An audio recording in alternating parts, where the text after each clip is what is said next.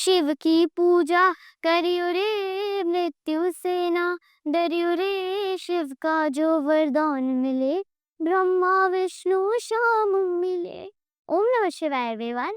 तो क्या आप लोग को पता है कि आज मैं कहाँ आई हूँ? मैं आई हूँ हमारे सेकेंड ज्योतिर्लिंग पर, मल्लिकार्जुन ज्योतिर्लिंग पे। ये एक इकलौता ज्योतिर्लिंग है जहाँ पर पार्वती माता और शिव जी एक ही शिवलिंग के अंदर साथ में निवास करती हैं। और ये एक और इकलौता ज्योतिर्लिंग है जिसमें एक ज्योतिर्लिंग भी है साथ में और एक शक्तिपीठ भी है।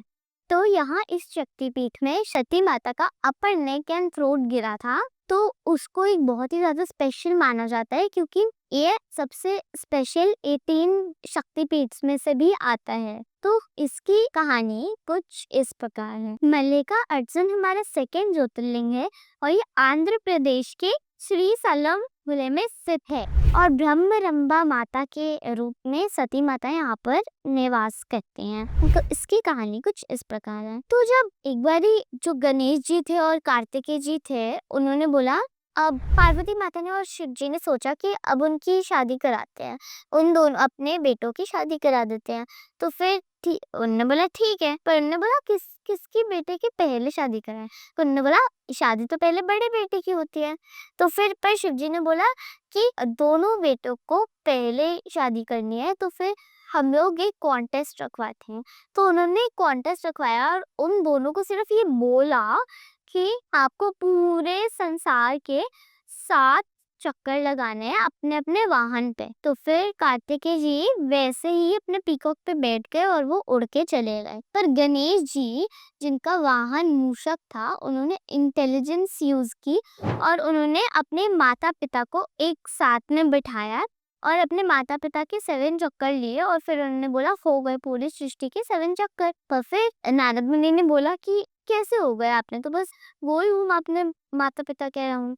तो गणेश जी ने बोला कि मेरे माता पिता के अंदर ही मेरा पूरा संसार है और इसलिए गणेश जी की पहले रिद्धि सिद्धि जी के साथ में शादी करा दी गई। पर उसके बाद में जब कार्तिकेय जी वापस आए पूरे वर्ल्ड के 7 चक्कर लगा के, तब कार्तिकेय जी तो गुस्सा हो गए कि ये कैसे हो सकता है, शादी तो पहले बड़े बेटे की होनी चाहिए, पर इन्होंने ये क्यों करा।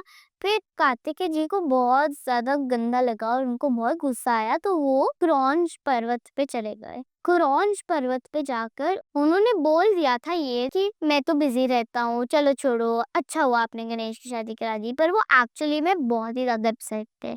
तो कार्तिकेय जी क्रौंच पर्वत पे चले गए और उन्होंने बोला मेरे को दक्षिण में असुरों के साथ लड़ना है, तो फिर मैं वहां पे जा रहा हूँ। तो फिर शिव जी को तो पता लग गया कि वो अपसेट होके वहां पर गए हैं। तो उसके बाद में शिव जी और पार्वती माता क्रौंच पर्वत पे गए और ऐसे ही कार्तिकेय जी को पता चला कि उनके माता पिता क्रौंच पर्वत पे आए, तो वहां से वो 30 किलोमीटर दूर चले गए। तो वो जब चले गए वहां पे, तब शिव जी को और पार्वती माता को बहुत ज्यादा बुरा लगा कि ऐसा क्यों करा हमारे बेटे ने हमारे साथ। उसके बाद में शिव जी ने बोला कि पार्वती माता, यहाँ पर हम दोनों अपने बेटे को मनाने आए हैं, तो हम एक शिवलिंग के रूप में साथ में यहाँ पर निवास करेंगे।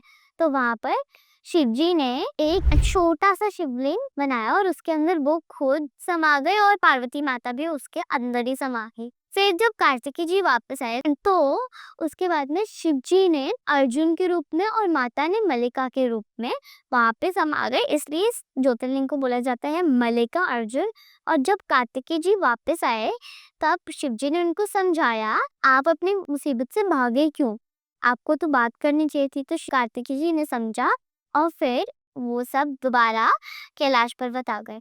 और क्रौंच पर्वत को हम लोग दक्षिण का कैलाश भी बोलते हैं क्योंकि वहां पर कार्तिकेय जी ने बहुत टाइम के लिए निवास किया है और पार्वती माता और शिव जी ने भी वहां पर अपना एक शिवलिंग बनाया हुआ था, उसको दक्षिण का कैलाश भी बोलते हैं। हर पूर्णिमा पे शिव जी और पार्वती जी यहाँ पे दर्शन देने आते थे और यहाँ पर अगर आप लोग साक्षी गणपति जी का दर्शन नहीं करोगे तो माना नहीं जाता कि आपने मल्लिकार्जुन का ज्योतिर्लिंग कंप्लीट किया है। और अगर आपको मेरी वीडियो अच्छी लगी तो प्लीज मेरे चैनल को सब्सक्राइब कर देना एंड बेल आइकन दबाना मत भूलना। ओम नमः शिवाय।